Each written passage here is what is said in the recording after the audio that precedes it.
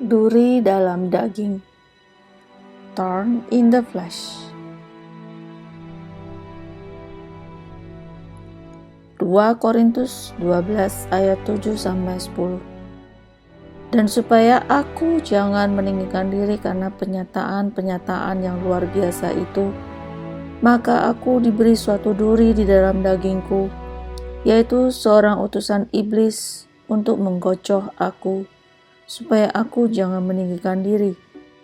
Tentang hal itu aku sudah 3 kali berseru kepada Tuhan, supaya utusan iblis itu mundur daripadaku.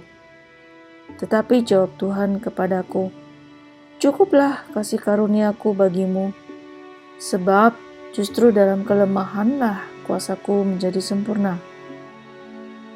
Sebab itu, terlebih suka aku bermegah atas kelemahanku, supaya kuasa Kristus turun menaungi aku.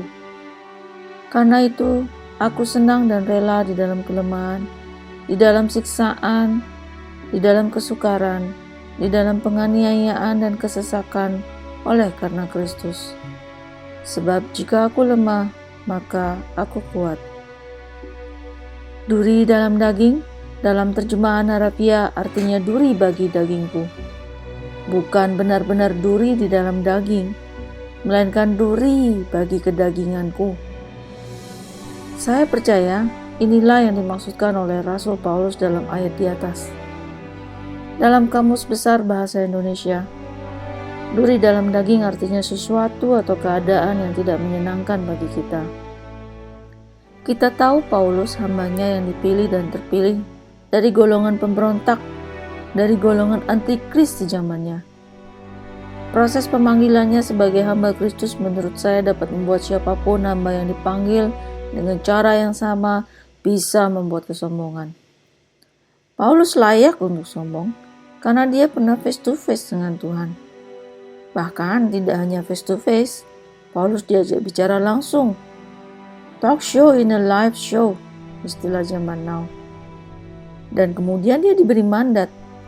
Kebanyakan kita menduga mandat Tuhan untuk kita pribadi, untuk diri kita sendiri. Ini Paulus enak banget, sudah langsung tahu apa yang Tuhan mau dia kerjakan dalam pelayanannya. Sementara banyak dari kita yang selalu bertanya-tanya, apa sih yang Tuhan rencanakan? Apa sih yang Tuhan ingin kita lakukan? Tapi Paulus sudah jelas banget apa yang mau Tuhan dia kerjakan. Lalu kemudian kita baca 2 Korintus 12 ayat 1-6.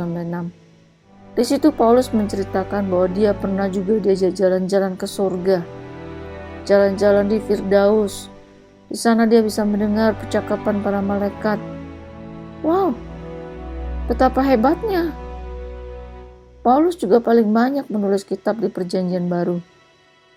Semua pewahyuan dari Allah. Tentu saja kalau saya jadi Paulus, saya pasti akan menjadi sombong. Saya akan menjadi pribadi yang sok hebat dan sok suci.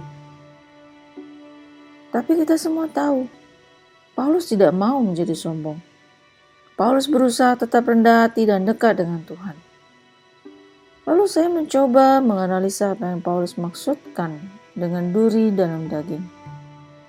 Beberapa orang mengatakan itu sebagai penyakit, karena di kitab Galatia, Paulus merasa malu dengan sakit yang dideritanya, dan dia merasa kalau penyakit ini Tuhan sembuhkan, pelayanannya akan makin sukses.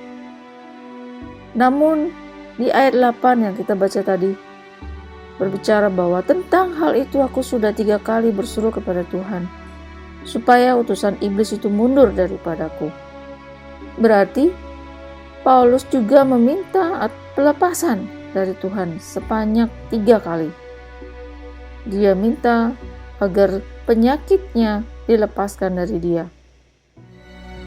Namun di ayat selanjutnya Tuhan memberikan jawab.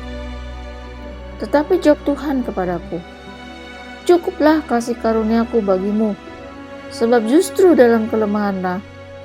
Artinya, dalam kelemahanmu Paulus, kuasaku menjadi sempurna. Jadi kesimpulan saya, kalau saat ini saudara memiliki duri dalam daging, yang berarti ada sesuatu atau keadaan yang tidak mengenakan.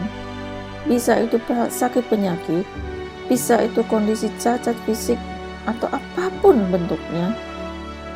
Sadarilah bahwa semua itu terjadi karena Tuhan sangat mengasihi dan punya rencana besar bagi Anda. Oleh sebab itu Tuhan beri duri bagi kedagingan kita agar tujuan Tuhan itu tetap terjadi. Agar kita yang punya duri bagi kedagingan kita terus mencari Tuhan, terus bersekutu dengannya setiap saat, dan terus terlibat dalam pekerjaan-pekerjaannya yang lebih besar lagi. Duri bagi kedaginganku untuk orang Kristen yang percaya kepada Tuhan akan membawa kenikmatan dan rasa sukacita yang luar biasa. Akan makin membawa keintiman yang lebih dekat lagi kepadanya. Jadi saudaraku, temukan duri Anda masing-masing. Lalu mengucap syukur pada Tuhan. Berdamailah dengan diri Anda sendiri. Lihatlah, Tuhan akan mengerjakan hal-hal yang lebih luar biasa lagi bagi saudara. Terima kasih. Tuhan Yesus memberkati.